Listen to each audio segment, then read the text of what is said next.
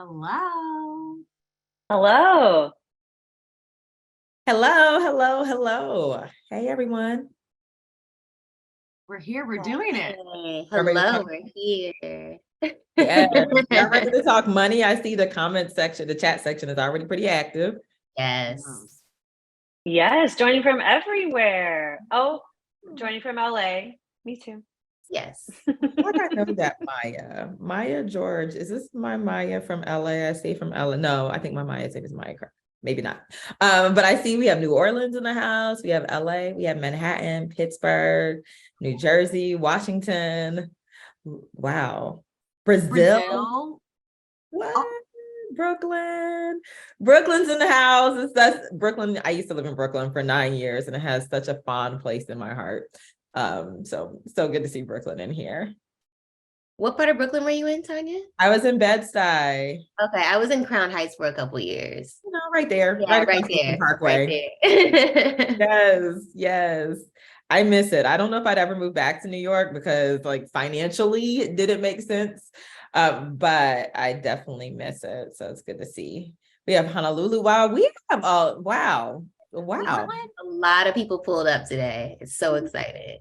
This is amazing. We love to see. Yes. Oh, well, y'all keep telling us where you're tuning in from. I think that out of respect for everyone's time and to make sure that we have adequate room for the Q&A, I guess we should get started. Yeah. Okay, let's do it. Okay. All right. So welcome to, let me make sure I get this right, financial literacy for freelancers. Money affects all of us. But I think that when it comes to being a freelancer, money is even more sensitive because you have to worry about, like, you're thinking about the inconsistency of income at times or the inconsistency of gigs and opportunities, as well as you have all these things to balance financially. You're trying to figure out what to charge so you can assert your worth, but then you have other people you have to pay sometimes and subcontract out. So I think that this is going to be a juicy conversation that freelancers can really glean a lot from. Absolutely. Yeah. So we also have a reminder that if you have a question, please submit your questions using the Q&A button. So feel free to ask your questions while we're in conversation and while we're talking. And sometimes if it relates to the topic we're on, we'll pull it in and maybe answer it now. But we'll try to make sure we answer most of the questions at the end as well, anything that goes unanswered. So don't be shy. Ask your questions. You came here for a reason. We want you to walk away with an answer or more insight into your particular financial situation or matter. But I think we're ready to go ahead and get started now that we have that housekeeping rule out the way. So I'm Tonya Rapley. I'll start with introducing myself. I'm Tonya Rapley. I am founder of MyFab Finance, which is a financial education platform for women, where our goal is to help women make financial decisions that they are proud of. I've been a certified financial educator for 9 years, and I've owned MyFab Finance for the past 10 years, which is wild. I cannot believe that. But I've also been a full-time entrepreneur since 2015. So that has some elements of freelancing in it. And I'm really excited to be a part of this conversation and hopefully help you guys improve your financial lives. Like sometimes all you need is one answer to point you in the right direction. I mean, you just inspired me with that little intro. So I am excited to talk more and excited for you to share all of your amazing knowledge with our group. I'm Freddie, former BuzzFeed producer, current freelance content creator and DJ. I was a part of LadyLike with Devin and Chantel for about 4 years at BuzzFeed. And also, we're the co-hosts of our podcast, Money Honeys, which is the most important part of this. That part. We've been creating content together for so long. It's like, oh yeah, and we're also doing this thing now. Yeah. Well, Yeah. Hi guys, my name is Devin. To piggyback off of what Fred said, I'm a freelance director and producer and living and loving in Los Angeles, and also a co-host of Money Honeys with Chantel and Fred. Yeah, and I'm Chantel. I was at BuzzFeed with the ladies, and since leaving BuzzFeed in 2019, I have been doing branded directing and producing, as well as joining the Biden campaign, where I was able to be a senior producer on there as well. And now living that freelance life, living that S Corp life. And so the S Corp life it's a life. It's that we got lots of rules and regulations. And so even just doing that was a lot that I had to learn that I had no idea I had to learn in part of my freelance life. Oh, we got to add that. We have to make sure we add that, Chantel, to the conversation when we get into like our own stories, because things I wish somebody would tell me as an entrepreneur. Structure is very important. But so I have a quick question to kick this out, because it's something I always ask when I'm doing a workshop. And it is, and this is for the panel, and you guys can chime in the chat section as well. But what's your first memory as it relates to money? So like memory, whether it's how money impacted you, the first thing you bought or spent your money on, whatever it is, what's your first memory as it relates to money? And I'll go first while y'all are thinking, because like it's my question, so I know probably a lot. But my first memory was that I liked boy sneakers growing up, as my mom called them, and I still have a sneaker obsession to this day. But my mom was like, well, if you want those sneakers, you have to save your money and buy them. And so I saved up like my birthday money, I saved up allowance, I saved up tooth fairy money and everything else. And I remember my mom taking me, my parents were in the military, so I remember them taking me to the BX, which is like the online mall, the on base mall. And I picked up my first pair of sneakers and I bought them. And I was so proud of those shoes. And like, it was great that I learned how to save money to buy something I wanted. But then it taught me like, okay, we save money to buy things. And that's something that I had to break out of, because it wasn't like, oh, we just saved to have it. We saved money to buy things. So that's my first memory of money. Yeah. Wow. Do you remember what the shoes were? They were, I mean, it was like maybe 1994, 95. So I think they were like $60, which adjusted for inflation, that's a lot. It was pretty pricey. Like, especially when you're a kid. Yeah. When that's your first like big purchase as a kid, $60 feels like so much. I remember even every now and then my parents would like send me to the mall with friends, and sometimes my mom would like give me a 20, and I was like, I could never spend all of this. This is so much money. Oh my God. Now 20 is like, what am I gonna do with this? Yeah, now 20 is literally parking. Yeah.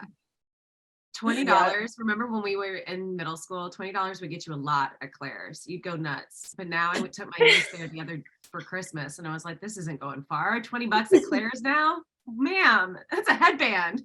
Oh my gosh, the headband is wild. Okay, so yeah, what about you guys? We have people in the chat section. We have like buying high top Air Force Ones. Yenny bought their first camera when they started working at the Wax Museum. Ashley bought an Usher's My Way CD. So people, we spent our money. What about you guys?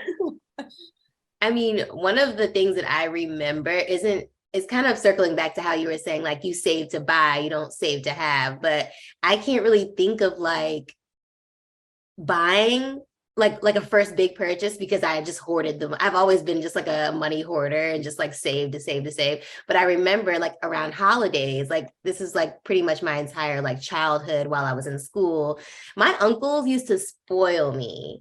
And so when like report cards would come out, my Uncle Herman would give me $10 an A. And so that like I think I had maybe like 8 or 9 courses that, required a grade. And so I was like, oh my gosh, I'm about to get almost $100 if I get all A's. Like I would be so hyped and so excited. That's a lot of money. You know what? Your uncle was like, you know what, we're gonna have to adjust this pay scale. Yeah. Yes, Uncle Herman, giving you an income. Yes. That is an income. You were working for it. Here, I thought really I was spoiled because I got $20 one time a year. Oh my gosh. And I'm loving you guys in the chat section. Thank you for engaging with us. So Chantel and Devin, you want to add in before we really dig into the conversation? Yeah, my dad was a basketball coach growing up. And so sometimes I would work the concession stand. And so I remember getting like like handling money and making change. But the thing that stuck with me the most is like I worked the concession stand, so I assumed that I could just like steal snacks for free or whatever. And the lady who ran it was like, no, this is $1.50. You have to pay $1.50. You're not going to get any benefits here. She said, Yeah, no special treatment for you, coach's daughter. So. Yeah, my first time earning money was with the lemonade stand when I was 12 years old. I like literally packed up my little red wagon, and we lived kind of near a four-way stop. And so my mom would like go and sit there with me, and then I would pull in like the neighborhood boys. It was like only boys on my street. It was my brother and then like two other boys. I would like pull them in. But then I was like, wait, I have to pay them. I was like, I don't want to give them my money. And so because I'm very much like all of you, it was very like, you make money so that you can save it for a rainy day. You don't spend it, it's yours. And so then that was my first lesson as a 12-year-old in subcontracting. It was a very rude awakening for me with my lemonade stand. I'm a sucker for a lemonade stand. Like if I see a kid out selling lemonade, I mean, now people sell like at the back, out the back of their cars or whatever. But if I see a kid selling anything, I'm gonna buy it. Like I support young entrepreneurship. I really do. The subcontractors at 12 is really killing me. I'm just right.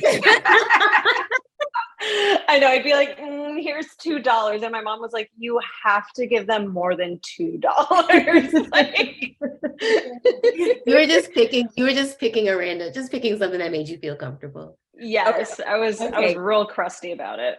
Well, y'all, okay, so I think we broke the ice, and I think that you guys are getting an understanding that this is not going to be the typical money conversation, and that's our goal, but we also want it to be just as informative. So let's get into like what financial literacy means to you guys, because I know as a financial educator, for me, I hear a lot, people are like financial literacy, financial education, financial literacy, those are kind of thrown around interchangeably. But I mean, for me, financial literacy is really having an understanding how money functions in your life and how to use it to better your life. Like there's all this other stuff, but for me, that's what it is.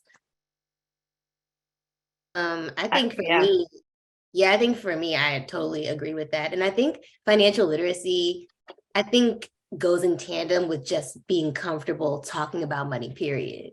Like you can't really be well-versed or really know what's going on or how to, advance yourself in your finances if you're not talking about it, or if you're being really like keeping everything close to the chest, or even if there's like shame around it, you're not going to progress without discussing it. Mm-hmm.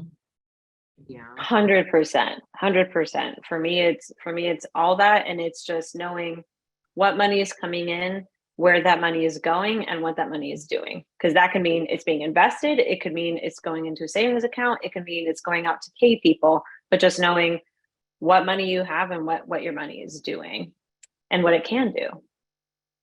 Yeah. And to piggyback on that with Fred, I think a lot of it, and I've said this so many times on like many episodes of our podcast, but like taking away the shame that sometimes comes along with money, and remembering that you can't be bad at money if you don't have money. So knowing that going forward, like as you start to accrue wealth and as you start to like educate yourself, because a lot of us have to educate ourselves, taking that piece of shame away helps like with the blockages that can sometimes be around money. Absolutely. I'm glad you guys spoke to that shame, because I think that a lot of people have shame as it relates to money because they feel like they don't know enough about money. And I think that's one of the reasons I started My Fab Finance, right? Was because, and I'm sure it probably was one of the big reasons you guys started your podcast, was it's just like, I felt like people who looked like me or came from similar backgrounds as me didn't talk about money and like didn't have a place where we could talk about money. And I've just, when I got started, people were like, oh, you're like the Black Susie Orman. I was like, no, I'm Tonya Rapley. I talk about finance for millennials and from the perspective of a millennial who graduated from college at the height of the recession, living in New York City, and had to figure out like, well, how do I do this thing? And so I think that the good thing about financial literacy is it's not resigned to like a certain demographic or a certain age group. you can do things to improve your financial literacy over time. So that's listening to financial podcasts. I mean, I wouldn't necessarily say like tuning into all YouTube content because there are some people out there who I wouldn't necessarily suggest taking financial advice from.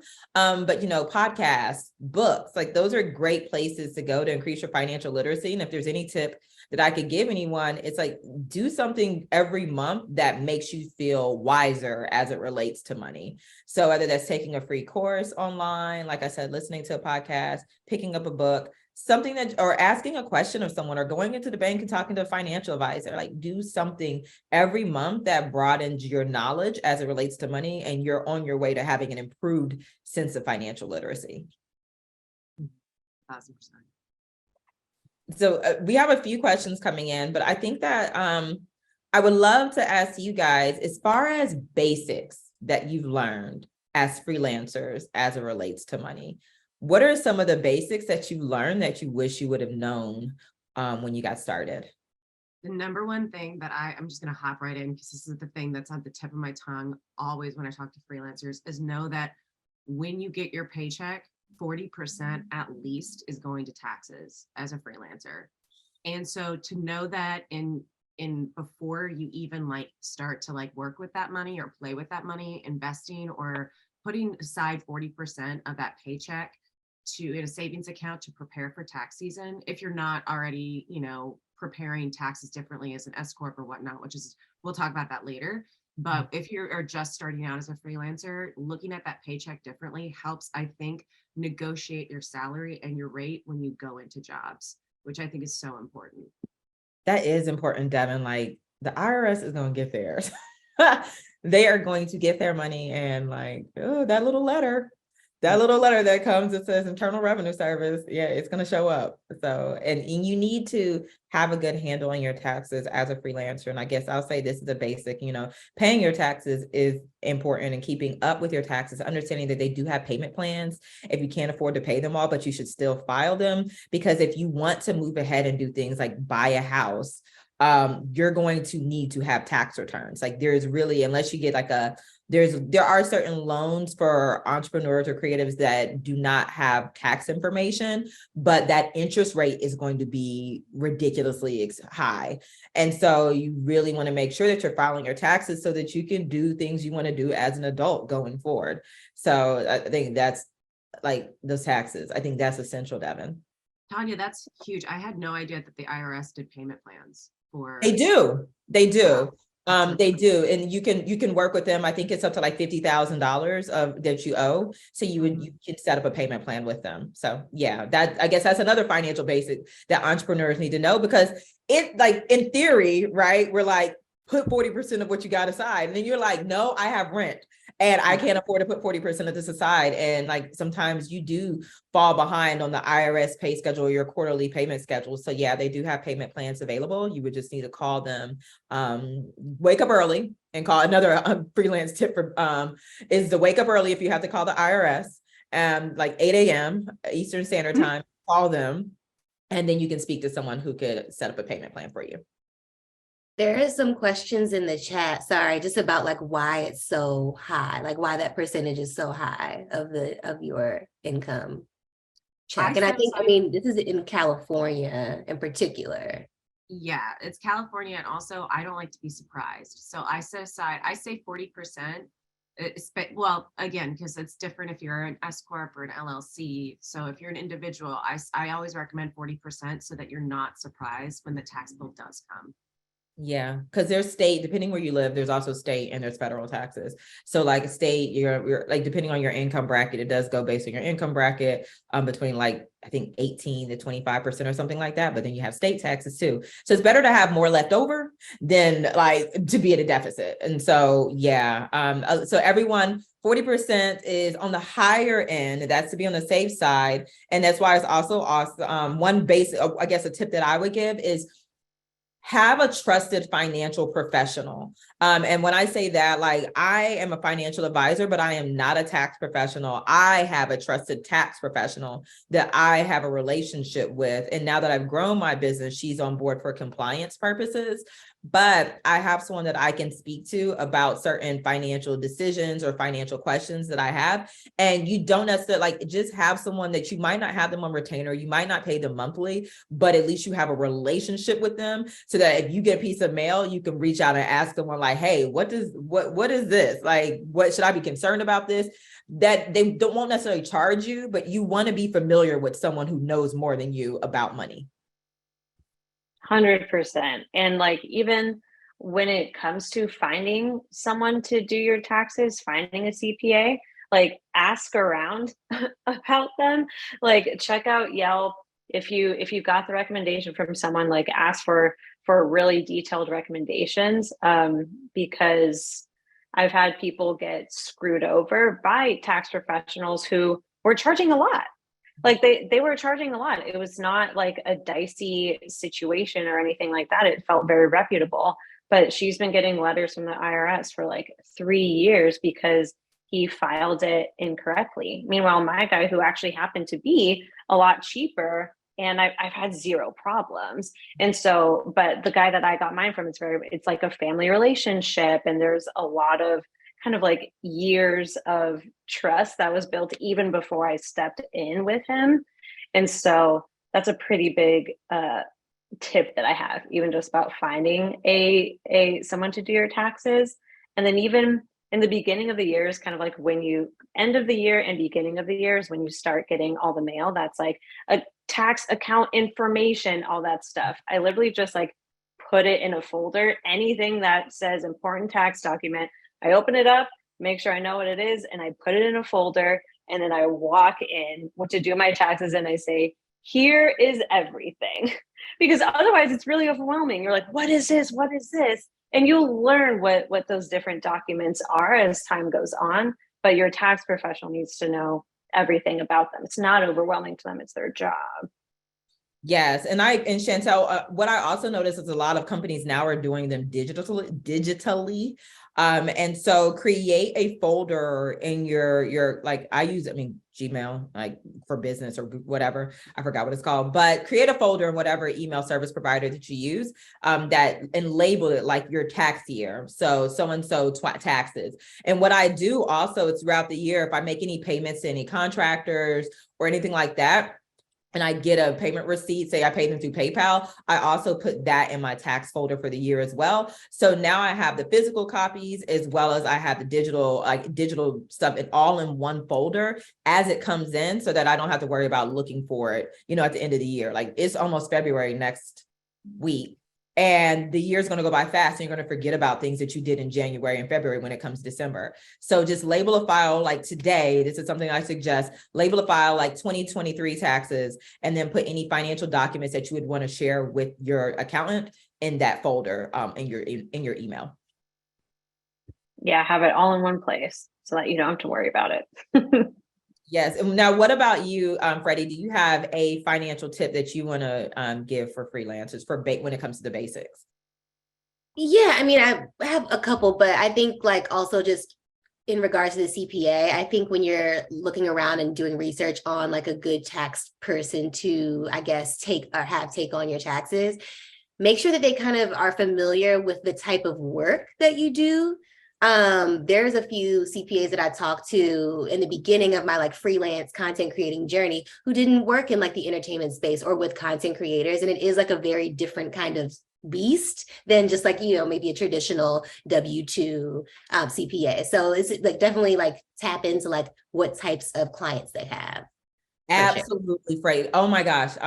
Interview your financial people. Like interview them and ask them those questions. I know for me, when I was looking at moving into real estate investing before I bought my first investment property, that was a question I asked, like, how many clients do you have that are real estate investors? And are you familiar with the tax deductions and everything, things that I would need to keep in mind throughout the year when it comes to filing my taxes as an entrepreneur who operates a digital business that also has real estate holdings? Like, are you familiar with those things? Because that's my situation and scenario you'll be working within. But it's it's so important to ask them to make sure, because there are some people who are traditional accountants who don't know the first thing about online businesses, or don't know the first thing about freelance businesses or production. So yeah, that's critical. I feel like we turned this into taxes, right? The season is upon us, so Yeah. And I feel because like business taxes are traditionally- March 15th, right? Business taxes, you have to file them by March. I think personal is April, business is March, right? a month early, Yeah. which I didn't know until last year when I filed in April. Hi, my name's Devin Lytle, and I've made a lot of mistakes. We all have. But you learn from them, right? You learn from them. Here's the thing. I started my business at the end of 2020. And at the end of 2020, there were all these like different exemptions and like they pushed back the dates. And I just was like, well, this is how it is. It's so easy and fun for us. And then, the world started opening up again in 2021 and it was a rude awakening. Yeah, they got back on track. Mhm. Well, really quick, we have a few questions. So Malia has a question, and it is, do you have any tried and true methods for learning better budgeting habits? I think that's a great question. I mean, when it comes to budgeting, I'll say budgeting is not my favorite thing. Like, I am the financial educator who doesn't enjoy it. But early on in my career, I definitely did use spreadsheets. Like, spreadsheets were important for me just to kind of track how I was spending my money. So I wasn't a daily, like I wasn't sitting down the daily and reconciling my money or like writing out what I spent, but it was something that I did on a weekly basis, was like go through my account statements and then add in like, okay, I spent this much money on this week. I spent this much money on that this week. But I also created multiple accounts. And so I had my account where like my play money went into, so that I wouldn't dip into my bill money. And so for me, that was what I did for my budgeting, so that I didn't move into any categories that impacted like my true financial responsibility. It's like, I'm going to pay all my bills out of this, and this money over here is my play money. That was my budgeting. And then just looking at it at the end of every week, instead of just having all the money commingling and spending money that I would need for the light bill on brunch. I think that's so important too, because I think a lot of times, a lot of the advice that people give is like, put things on auto pay so you never forget, et cetera, et cetera. And I think that can promote people or push people into have like avoidant tendencies with their money. So if you check your money, if you check your accounts weekly, daily, whatever, just make sure that you have some face time with your accounts. I would say weekly. Some people, if you're a little bit more religious, daily, whatever, just so you know what you're looking at every day. Getting into the habit of that is integral. And yeah. auto pay isn't realistic for everyone. Like, Right. honestly, when I first got started as an entrepreneur, auto pay, because I didn't know where the money was coming in. And so like for me, I had to create reminders on my calendar. So for me, that was also part of my budgeting process, was like, okay, put this reminder here that this is due on this day. And I would set a reminder of the reminder like 2 or 3 days ahead of time. So it's like, okay, make sure you pay this bill. This is a due date for your bill. Until I could create enough cash flow and enough like of a reservoir of money to where I felt comfortable doing auto pay. If someone does have, credit cards, you can put some of your things on auto pay on your credit card, and then just pay your credit card off as things come in. But then you're going to need to remember to pay that credit card off. So like but it is really helpful for those who can't auto pay, just to set calendar reminders for yourself. Something that I did was also exactly what you said, Tonya, of having like a separate account where it's like, that is the fun money. Or if I'm saving up for vacation or something, that's where it goes, because I had a really hard time spending money that I had worked hard for, but I had a really hard time using it to treat myself to anything, be it Chipotle or be it an airplane ticket. I had a really hard time doing that. And so I had to separate it out. And then mentally I was able to say, oh, no, this is the money that's supposed to be spent. Got it. I can do that. And then something that I do is I pay my credit cards off every Sunday. And so I treat it like a debit card. And if I don't have that money, I'm not buying it. And I kind of calculate, and it can change throughout the year because we are freelance, but what is my weekly budget that I can spend? And so I know if it's like, okay, I sake of example, I'm allowed to spend $100 this week. If I spent $110 when I'm paying off my credit card, I know I went $10 over budget. Next week, it's got to be 90, but because I use my credit card in that way, it does make it easier to track exactly what I'm spending. And because figuring it out, okay, here's what my monthly expenses are. Here's how much is coming in. Here's it minus savings, minus rent, minus phone bill, minus all that stuff. What do I have left to spend? Divide it by 4, and that's my weekly budget. I love that. I love that, Chantel. Yeah, I'm gonna say I'm bad at budgeting. Yeah. Okay. Well, we have a few questions. We do have a few questions that we can go into. Like Kendall asked, how do you feel about doing something like TurboTax to help first time doing taxes as a freelancer versus finding someone in person? Kendall, I mean, I haven't used TurboTax.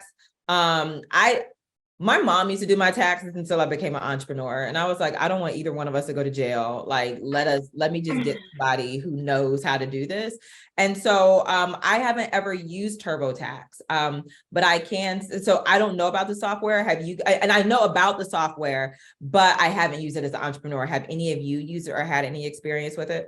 I used it when I was a W-2 employee. And then once I became an entrepreneur, I stopped using it because it's just it's too, I think it's risky. If you're as an entrepreneur, I don't know, if you feel confident, I just don't feel confident about like the ins and outs of like, all of the things that go with taxes, all the different jobs that I have, all of the write-offs that I'm allowed to use. I know they've like put a cap now. You can't write off any and everything anymore. They've like started coming after people. So I'm just like, if I can just find an actual person, I feel a little bit more comfortable. Yeah. I suggest finding a human being. Yeah, I used TurboTax, but for life as a freelancer, but it was like during my last year of college. So it's like, I like barely made any money. I think I was even like below the threshold where you like have to file taxes or something, but I just like did it to try it out. But it's what I didn't own a home. I didn't like, as you get older, like your taxes tend to get more complicated. And so I feel like if I did TurboTax now, I could do it, but I would probably be missing out on some money. Yeah. And the same with Chris said that in the comments as well. It's just, and I agree with Chris, like, it's just so nuanced. It is like freelancer entrepreneur life is so nuanced that it does help to have someone look at it. Like we love software, we love AI, we love all this, but sometimes there are certain things that do not replace an actual real person sitting down and looking at your finances. And speaking of that, someone also said like they're just getting started. Should they look for a financial professional? No, should they get a CPA immediately? You don't necessarily have to get a CPA immediately. I would find all tax advisors or tax professionals are not certified public accountants. A CPA is an accountant, so they're going to do more than just your taxes. They're going to look at your book. They're going to handle your bookkeeping. They're going to handle accounts receivable, account payables, and you might not need someone who offers that robust of a service just yet, especially if you're getting started. You might be okay getting a certified tax professional and then graduating into CPA. Because I think another tip that I would give freelancers is be mindful of saddling yourself with too many monthly expenses or financial responsibilities before you really test out your business, because then it becomes you are working not only to make a living for yourself, but to pay the people that you've hired. And so someone else also asked about a business manager. Like, be mindful that when you bring people in to do services for you, you have to pay them, and that eats into the money that you have left over after taxes. And so I know sometimes it can feel good, like, yeah, my business manager is going to handle it. But you got to ask yourself, like, do I have enough excess to bring in a CPA or bring in a business manager? Or should I look for someone that I can work with on an as needed basis rather than a monthly retainer? Because business managers can take up to like 20-30% of your income. That's a lot. Yeah, I think mine. So I don't have a business manager, but I do have an agent, and he takes 15% of anything he brings to me. He takes 15% of anything I bring to him, and then 20% of anything he presents to me. And so, like, it's cute. And so I got to cut him a check. And I'm like, it was so nice that I didn't have to do those negotiations. but now I got to pay him. And so I would just, I'd say be mindful of that. And Mary said that TurboTax has real people too. Yeah, I mean, Just depends. it depends on what you're comfortable with. And I would Yeah. say based on where, and it may be starting out, but as you grow as a freelancer and a professional, you're going to need someone who can grow with you and can be like your point person. And you don't have to worry about them like leaving the organization down the line. You can be like, hey, this person still has the same phone number. They have the same location. I know how to reach out to them when I need to. And a lot of CPAs have tiered experiences or tiered services. So like I'm with the CPA, like I don't need help with my payroll because I've got that like covered. But like he helps me with like tax season and helps look over my bookkeeping to check my numbers. Right. So you just have to like ask them if they can like measure their services based off of what you need because they're running a business too. Yeah. Yeah. One more question and we'll move to the next section. Latif asks, should freelancers get a business credit card? If yes, which do you prefer and why? Yeah, I think that as a financial educator, what I will say is that credit isn't for everyone. It does take discipline to have a credit card, and it does take a certain amount of financial, like organization to make sure that you're paying your credit card in a timely manner if you are someone who's going to carry a balance on your credit card. I suggest paying it off as when you can and as much as you can, but like life happens and sometimes you carry a balance. But I would say it takes discipline to make sure that you're using that credit card for business related things and not using it to bridge the difference between your actual life and your ideal life. And so business credit cards can help. It can be helpful in building business credit. And what I do suggest is start to build your business credit. That means you have an LLC and the credit card is in your business name. Start to build your business credit before you need it. Because then you don't want to get in a situation where it's like 4 years into your business and you need to borrow money for whatever reason, or you need a bridge loan or whatever happens, and you haven't been building business credit all of these years. And one of the ways that you can build your business credit is with a business credit card. The thing to keep in mind is a lot of time your first business credit card is going to pull from your personal credit to make sure, as a guarantor, to make sure that you are credit worthy even in your business. So you'll want your personal credit to be in decent standing. And then as you grow that particular business credit card, you can probably apply for cards on the strength of your business and not the strength of you and your business. But business credit cards can be really helpful. One of the ways we use them in my business is if I'm traveling, if I have expenses that a client would need to reimburse me for that I don't want to pay cash for, I want to wait until the invoice comes in and pay that off. We use a business credit card for that. So I do highly recommend it, but credit cards, they're not evil, but you just have to have discipline when using them.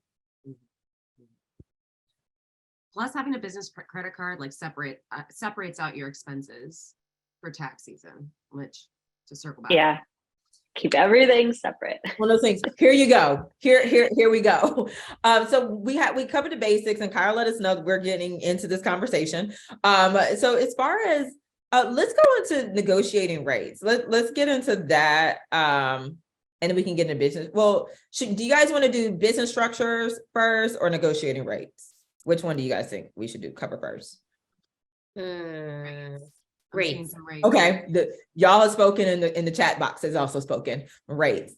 And so we'll also cover structure, Latif. So for those of you who how do you go about negotiating your rates, y'all? Like, let's talk about it. The first thing that I do. Go for it. You go for it. Basically, well, you're involved in one of the first things that I do, which is like I ask friends what they have gotten for a similar job. So like I'll often text Devin and say, these people are, what would you charge for this? Okay, cool. Here's what I charge for this. Or she'll, we like kind of go back and forth. And so then one of us will be like, FYI, you can actually bump the rate up by 100 a week, or, anything like that. And I found that typically for kind of the work that I do, it lessens the blow on their side if you just give a weekly rate versus a day rate. Because saying like, oh, I'm just sometimes the weekly rate makes it seem cheaper than it actually is versus saying I'm 700 a day. Then you can say, oh, I'm 3,500 a week. And then they'll say, okay, cool. And you can say, yeah. And then they like kind of know that it's a day rate, and you can talk about it being a day rate too. But I like to give the weekly rate, honestly. Yeah. And another thing I do is I like to like ask questions about the project and like for them being like, do you need me for development into execution into production like that? Or do you need me, like, what's your budget? Like, what's the budget of the project? Yeah. And who's working with me? Because if I know that there's, they want me for 3 months and I'm going to get 2 associate producers, then I'm going to up my rate a little bit because I know that they got money. But if it's more like they need me to come in for development and they just want me to help, produce the first couple days or whatever, then I'll start asking a little bit more questions like the overall budget, blah, blah, blah, blah, blah, and then kind of go from there to set my rate. But I always highball it. I always ask high. And I think this is something that women feel a little, and I still feel a little scared to do that at the end of the day. But, I'm always thinking about that 40%. I'm always thinking about that money that has to be set aside for retirement and taxes. Because like, you get your paycheck and then you realize that there are 2 huge bites taken out of it already. And that always is my impetus to, ask high. Because they'll always negotiate. Yeah, my question is like, how do you strike that balance between like, because I've gotten caught in like situations where it's like, someone will ask me my rate and I'm like, well, what's your budget? And they're like, but what's your rate? And I'm like, but what's your budget? Like, how do you like, how do you navigate that in a way that's like diplomatic and won't be a turn off? If they ask me, well, what's your budget and what's your rate? Then I just go back to them and be like, well, market prices are this. Like for my work as like a producer, co-EP, my market prices are this. Now I'm willing to work with you at the lower end of that range if there's other perks or if I get to work from home or if it's a 4-day week, whatever. But like I always come back with like the market, because then they can't argue with that because you can Google that. Yeah. Great. I like that, Devin. And I, Freddie, you're right, because some people do not want to show their hand when you're negotiating. But Devin, that's one of the first things I'm going to ask is like, what's the budget? Or have you allocated a budget or allocated pay for this opportunity, for this pay? So for me, freelancer looks like a full-time content creator. And so a lot of the times we're working with brands and creating financial related content. And we ask them like, how much have you allocated for this, or public speaking? Outside of that, I do have a coaching business, which is like my personal brand where I coach women through life transitions and help them emerge from them powerfully. And the way that I set that rate was I looked at how much I want, what my annual goal was, my yearly goal. So my annual goal divided by 12 months, divided that figure by 4 weeks, and then divided that by 5 days, divided that by like 5 hours, because technically I don't want to work 8-hour work days. So divided that by 5 hours. And I was like, okay, that's my rate that I charge when I'm consulting or when I'm coaching. It is based on what my income goals are and what I need to make in order to hit those goals. If you have it, you do. If you don't, you don't. But I can do that in my coaching business because it is separate from the work that we do for content creation. So I think there's a few ways people can look at setting rates. You can do it based on what they got, or you can do it based on what you need. Mm-hmm. Mm-hmm. And it's so hard to undervalue your experience. Your experience is valuable. Like just meditate on that, because you are the only one who's bringing that experience to the table, and they need to pay for it, period. Yeah, and I would agree with Chantel too. Just ask your peers, ask people in that space who have been doing it for a while. I will say, like, I've had a management and agent for really the entire time I've been freelance. So they've done like all the negotiating for me, but I do have like insight. Like I ask a lot of questions. Like I want to make sure that like I'm also, while I have this team doing this work for me, I want to know that I can do it on my own should I have to. And I have had to actually pivot and start to do it on my own on like the music and DJing side, because I don't have a team. And so it's like, I don't know how much like people are charging for like a 1-hour DJ set in LA. Like I have no idea. Like I'm very new to this world. So I've just been asking a lot of like peers and making sure that like they're all like super like happy and excited to help. I haven't really run into anyone who's like dodgy about how much are you making for X, Y, and Z. Like everyone has generally been very open, which I think is a really good just sign of the times overall. Cause I don't think like 5 or 6 years ago, it was like that. And it helps to Yeah. have people you can ask. It really does. Me and my friends do the same. And sometimes the same brand will be approaching us. And it's very helpful for us to talk to one another, because I've been in scenarios where we were invited for a speaking engagement and I gave my rate and they were like, oh, so-and-so already accepted this. So that's the floor, or that's the ceiling that we're at. And I'm like, girl, you should have talked to us because we could have ran that up. And so it is really important to have conversations with people sometimes in your field, because you might be going up for some of the same opportunities and you can band together and force up the rate. I know that for my podcast, one of the things that we did is that we all wanted equitable pay. So we came with an amount and they had to pay us all the same amount. And we weren't going to do it if they weren't going to pay us the same amount, and we all got paid equally. So having those conversations is definitely important. You can cheat yourself out of money if you don't. Ooh, that equitable pay. We have experience with that. Fighting for it. Yeah. Yeah. Sometimes you're like, this is an empowerment platform. What do you mean you don't want to pay us all equally? Right. Yeah. We have like 10 more minutes, and I think we do. Yeni asks, are weekly rates better than hour rates? Does it matter the rate structure we use depending on the client? Does anybody want to? I think you kind of spoke to that, Chantel, like how you kind of give your weekly rate versus your hourly rate, but. Yeah, I mean, for me, it kind of depends on what the job is. I have found that I typically like doing day/weekly rate more than an hourly rate, because so like even last year, I had a gig where they were like, it'll just be like part-time, whatever, but they were like really, really loose about it. And once they like couldn't tighten it up.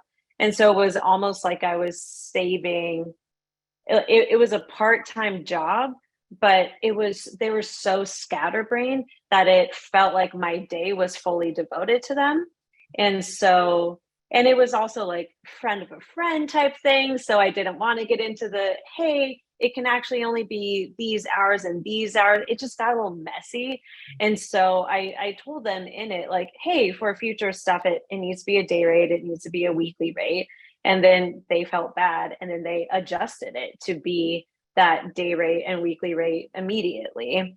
And I it's not always that you have to like go in there and lay down the law or anything like that. But I just said, hey, based off of the work that I am doing, which is slightly different than actually what the contract was and what you told me was, this is what I would have been charging. I'm doing it for you at this rate, but this is what I would charge other people. And this is what I would kind of expect from something like this moving forward. And I really like you guys. I want to keep working, but this is kind of what the deal is. And they said, okay, we'll make it that right now. And so they gave me more than what I asked for, because I think they like felt a little bad because it was kind of like a friendly like relationship type thing. So you don't want it to get awkward. But yeah, so based on that, I kind of prefer more of like just a set day rate versus hourly, but it depends.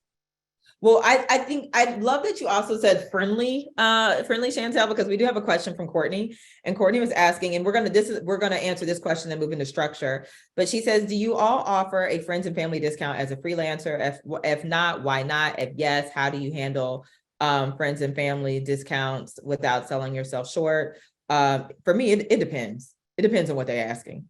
Like if you need me to have a financial conversation, I can give you a couple minutes of my time. But if you need me to shoot some content, y'all are going to pay me. Like if it's going to take, if you need me to like show up and, sometimes I've even spoken at like friends, like organizations and stuff like that for free because it's goodwill on my behalf. But sometimes I will give a discount. But if I give a discount, I notate it on the invoice so that they know they got a discount, or I notate it in payment so that they know that they got a discount. And if you recommend me to anybody else, what I charge you is not what I'm going to charge them, because I do believe in reciprocity. And I think that sometimes some of the best opportunities I've had came from me doing goodwill, and then somebody just happened to be there and brought in a big opportunity to me. I love that. Yeah, I was about to say I don't do a friends and family discount. Just because part of me is like, I don't want to muddy the waters between relationships and money. And also too, I've just never really been in a situation where like friends or family are like need my services necessarily. Like I'll hop on the phone with someone's mom to help them with their Instagram once in a while, but I just won't charge for that because it's like someone's mom or whatever. But did have a situation where a friend of mine who's a producer this past December needed a producer for like way below my rate. And I made sure when I walked onto that set that I was doing a favor. Like, hey, yeah, I'm here. I'm so excited to be here. This is a favor. Like, I will be leaving at 7, because they were paying like me pennies versus what I had to do for my rate. So it's a little bit of like, if I do accept the job, I am communicating to others that there's an exit. Like I have a cap to what I give to it because it's Like not. you ain't getting it all. Like I am not, you will not exhaust me for this charity. Yeah. Yeah, that's exactly what I was gonna say. I was saying like, just make sure that like you aren't burning yourself out, or like there's definitely like you're laying down expectations of like, okay, I'm gonna help you out, but like this is what I can provide. Also, just based on your own busy schedule, you know what I mean? Not necessarily because it's like you don't want to do it. It's just that like you also have work that is paying that you also have to like keep in mind and make sure that you're not drowning with this extra charity work. Capacity is really important. And I think that you have to gauge your own capacity before you do favors for other, because a discount technically is a favor. Really let's go into structure, because I think that this will be helpful for people too. Because Chantel, you mentioned that, you're over there living that S Corp life. Me too. It's a different world than my LLC life. And so I think that I guess I'll kind of kick this off. As far for me, being an LLC made a lot of sense when I didn't have payroll that I was paying, and when I was kind of just getting my business going. Then as my business matured, I moved into becoming an S corporation, but you can also be an LLC with an S designation. So there's a few things, and that's why you want to talk to a financial professional that knows the ropes.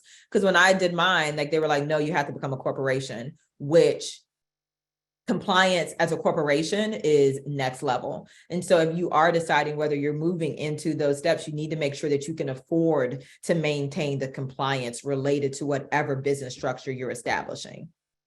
Yeah. And that's another thing. I think, especially in Los Angeles, when it comes to like freelance, people establish businesses so they can get the tax break, but they don't know that it takes money to have a business. You have to have capital to start a business, because there's so many different expenses that you didn't even know existed, like city taxes and compliance boards that you have to hang this, that, and the other place depending on your business. So it's just like you have to have it. It depends on a different kind of number depending on your business and where you live, but you have to have capital before you start a business, period. Yeah. For me, I didn't fully incorporate. I'm the LLC with an S Corp election. And so I probably have a little bit less than you have to do, Tonya, but it's still a fair amount. Like there's still things that have to be filed every year, things that have to be filed every other year. You still have like the business tax, which any LLC will have, but there is a lot that goes into it. I have to like run payroll. Once you get the hang of it, it's not difficult. You just have to stay on top of it. Or if you have someone who's handling it for you, then make sure that they stay on top of it. But I use LegalZoom that has like a compliance calendar that you can pay for. So it's not a person, but it's someone who like will send you the reminders of everything that you have to do. And so that's been really helpful for me. Yeah, I love that. I mean, I think that people really, if you're going to do it yourself, make sure that you have that support when it comes to compliance. And then I will also say, one of the things, I remember when I ran payroll and I was like, what's this extra money that came out? And it was like, oh, those are the taxes that you pay on what you paid yourself. And I was like, wait, what? And so when you get into a payroll, when you're on payroll for yourself, I think this is something that's important for freelancers or entrepreneurs or people moving into paying themselves a consistent pay, is that you will have to pay taxes. So it's not just a salary you assign to yourself, you are actually paying taxes on that money that you are paying yourself. So keep that in mind. I became a W-2 of my company because I thought it would help me when buying a house. And they were like, no, actually, no, it doesn't matter. We know that you're an entrepreneur. We know that you pay yourself. We want like, and I had to give them everything like I would if I was an LLC. So I know there's a lot of information floating around online on TikTok and everything else and on Instagram, and nothing replaces sitting down with a financial professional and talking about your specific scenario. I think if there's anything we want to drive home, it's like this webinar has been great.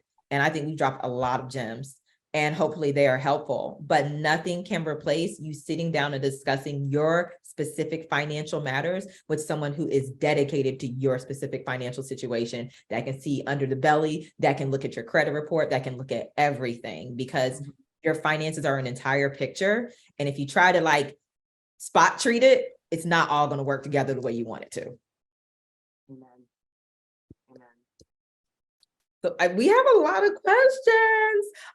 So there are a lot of questions here, and we hope that we answered the bulk of them. There were some more that came in. I guess maybe behind the scenes, Kyle and team, Creatively team, maybe we can discuss like how to address those questions that came in.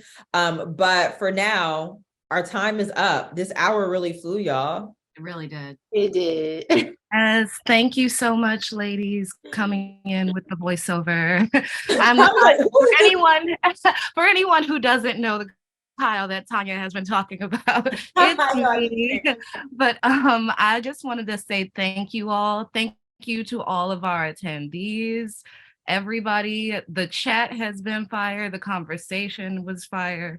So informative. Like, I really thank you all immensely. And the people are already in the chat asking for a 102, 201 version of this. So we shall see if you all get what you're asking for, because there's a lot more information. And you guys are very, like I said, very informative. So Thank you. we shall see. But Yeah, I was gonna say maybe a part 2 should come.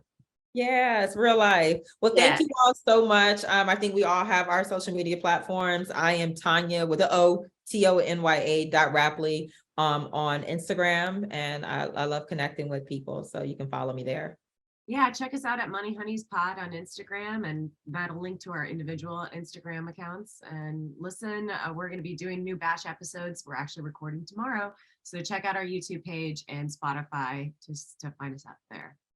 yes, and I dropped the chat is moving so fast. I dropped her Creatively accounts in there too, but you can find them at Money Honeys Pod and then Tonya.Rapley. It's all the same, easy search for all of our Creatively users in the chat. And then obviously we will have the whole screen go up in a second, and that will have the Instagram tags on it. So it'll be reiterated for you if anyone didn't grab what they just said. But again, I can't say thank you enough. That was so good. We greatly appreciate it, but we don't want to keep all the people here. Again, maybe we'll do another one. Maybe we'll have another, but we shall see. But thanks again, you all, and hope to see everyone who was in the chat soon at another Creatively class. Thank y'all for having us. Bye. Bye. Bye, honey.